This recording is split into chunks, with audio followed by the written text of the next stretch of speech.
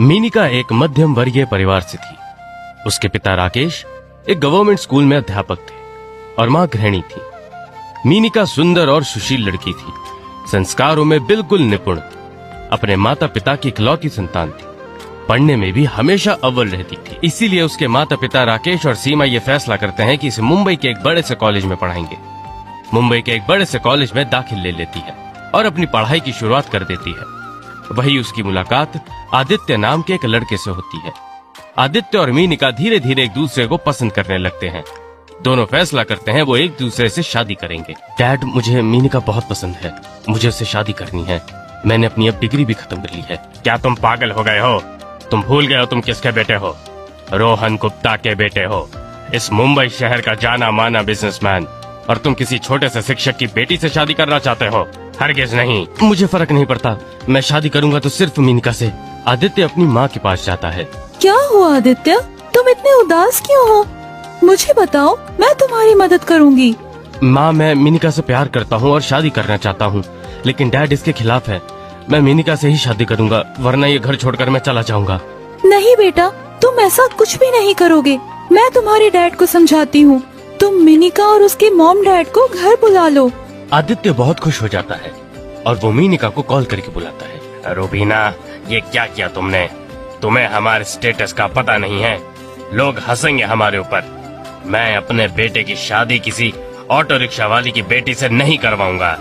आप देखते तो जाइए, वो लड़की खुद शादी से मना कर देगी।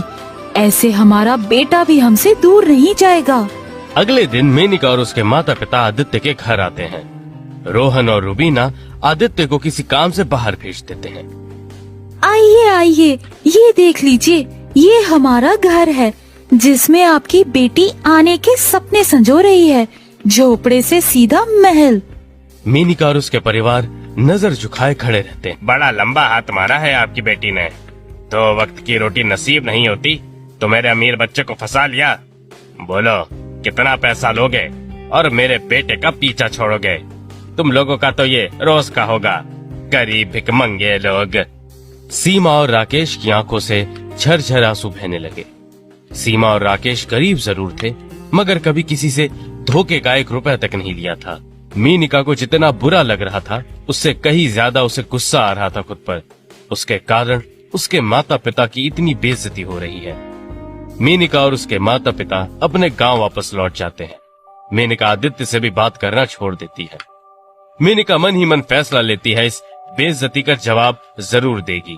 तभी लॉकडाउन लग जाता है, जिस कारण न मीनिका मुंबई जा पाती है और न ही आदित्य उसके गांव जा पाता है। तभी मीनिका इनकम टैक्स की परीक्षा की तैयारी में लग जाती है। वो दिन रात एक कर देती है। घर में बिजली ना होने पर वो सड़क किनारे स्ट्रीट लाइट में पढ़ना शुरू कर देती है रात रात भर। फिर एग्जाम का वक्त आ जाता है और उसकी साल भर की मेहनत रंग लाती है और वो इनकम टैक्स ऑफिसर बन जाती है। तभी अचानक रोहन गुप्ता किसी स्कैंडल में फंस जाता है। उसके बचने का कोई तरीका नहीं होता है। खुद को बचाने में वो अपनी सारी संपत्ति लुटा देता है। उसकी मुलाकात मीनिका से होती है, जो इसी स्कैंडल के केस सॉल्व के लिए अपॉइंट करी गई थी। तुम तो मीनिका हो, तुम इनकम टैक्स ऑफिसर? जी सर, मैं वही गरीब लड़की हूँ जिसको एक बार आपने अपने घर से धक्के मारकर निकाला था। रोहन गुप्ता शर्मिंदा होकर सर झुकाकर घर को लौट जाता है। रोहन गुप्ता घर आकर रूबीना और आदित्य को बताता है कि उसके केस का इंचार्ज कोई और नहीं मीनिका है। आदित्य मीनिका का नाम सुनते ही खुश हो जाता है और बिना देर किए उससे मिलने चला जाता है। मीनिका आदित्य को देखकर काफी भावुक हो जाती है। उसकी आंखों में आंसू आ जाते हैं। ये क्या है, तुम यहाँ? मैंने तुम्हें कितने कॉल किए, कितने मैसेजेस किए, पर किसी का कोई जवाब नहीं दिया। क्या यही था तुम्हारा प्यार? तुम्हें मेरी याद नहीं आई? तुम ऐसा कैसे कर सकती हो मेरे साथ? मुझे तुम्हारे पापा ने मजबूर किया था ऐसा करने के लिए। क्या कह रही हो? जाकर पूछो अपने माता पिता से, कैसे उन्होंने अपने पैसे का गुरूर दिखाया हमारे सामने। हम गरीब हैं पर इज्जतदार हैं। मीनिका ने उस दिन की सारी कहानी आदित्य को बताई। आदित्य आग बबूला होते हुए अपने घर पहुंचा। मॉम, डैड, सच बताइए, उस दिन क्या हुआ था? मीनिका के मॉम डैड क्यों चले गए थे? उसके बाद आदित्य के मॉम डैड ने सारी बातें सच सच आदित्य को बता दी। तभी अचानक दरवाजे की घंटी बजती है। कोर्ट का नोटिस था जिसमें यह लिखा था कि रोहन गुप्ता के ऊपर लगाए गए सारे स्कैंडल झूठे हैं। किसी को भी समझ नहीं आया कि ऐसा कैसे हो सकता है। तभी एक पुलिस इंस्पेक्टर आते हैं। सर, आप पर लगे सारे चार्ज कोर्ट ने वापस ले लिए हैं। Thank you so much sir. शुक्रिया अदा हमारा नहीं, हमारी न्यू ऑफिसर मेनिका मैम का करिए। उनकी वजह से आप जेल की सलाखों के पीछे जाते जाते बचे हैं। उन्होंने असली आरोपी को ढूंढ निकाला और आप बच गए। आदित्य और उसके मॉम डैड मेनिका और उसके माता पिता से मिलने जाते हैं। रोहन और रुबीना की हिम्मत नहीं होती कि वो राकेश और सीमा से नजर तक मिला सके। फिर भी वो हिम्मत करके माफी मांगते हैं। हमारी बेटी ने आपकी मदद करके साबित कर दिया है कि पैसे ही सब कुछ नहीं होते। आज मेरी बेटी ने आपके पैसे के गुरूर को तोड़ दिया है। जब मेनिका ने आप लोगों को माफ कर दिया है तो हम भी आपको माफ करते हैं। हमारी बेटी ने आपकी मदद करके साबित कर दिया है कि पैसा ही सब कुछ नहीं होता।